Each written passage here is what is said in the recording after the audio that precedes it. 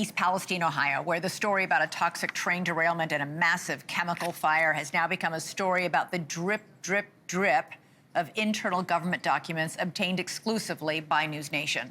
Our Rich McHugh has been digging through every memo and email he can get his hands on, and the most recent batch reveals just how quickly the EPA knew that there were health concerns following the disaster. So why did it give the all clear and allow residents to return to the area, knowing that there could be a public health threat? Rich, it turns out it didn't take very long for the agency to discover that there was actually a problem here. That's exactly right, Elizabeth. Not only that, this document proves that we've obtained, this document proves that they were seriously concerned about exposures and the long-term health impacts for the residents of East Palestine internally. That's the key here, internally, because what they said publicly was exactly the opposite, that East Palestine was safe.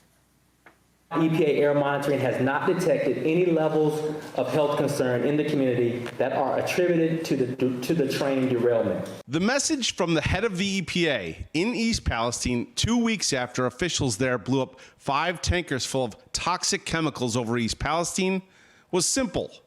The agency was not detecting toxic chemicals that residents should be concerned about, that they are safe. In fact, they were encouraged to come home after 3 days. But an internal EPA document NewsNation has obtained was sounding the alarm 2 weeks after the burning of those tankers. It documented a, quote, substantial threat to public health and the environment posed by the toxic chemicals burned in East Palestine, the threat of the toxic chemicals released into the atmosphere, and warned of, quote, increased likelihood of external exposure, inhalation, ingestion, or direct contact to human populations. An attorney representing some of the East Palestine residents says the author of that EPA document was telling the truth. These were toxic substances, that they were cancer producing, that there was real life concern about the health and the welfare, and it wasn't safe for all those people to go back to their homes and just resume life as usual. That by doing so, that they risked the very cancers that we're seeing in this community now. Instead of sharing these concerns with residents, the EPA buried them. Despite a flood of illnesses reported, rashes, nosebleeds, respiratory issues, I asked the EPA head there in June of 2023. The EPA dug in. In the EPA's opinion, is East Palestine and these surrounding communities, is it safe here for residents? I don't see any exposure potential from the derailment site based on the hundreds of thousands of monitoring points that we have. Jamie Wallace is a lifelong resident and the head of Unity Council in East Palestine. We were lied to and we were betrayed.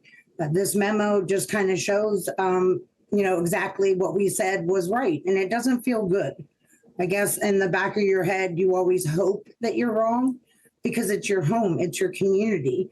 But now we have proof that we weren't wrong. What the EPA did to us is wrong. The EPA, in a statement, writes, the Trump EPA cannot speak for actions taken during previous administrations.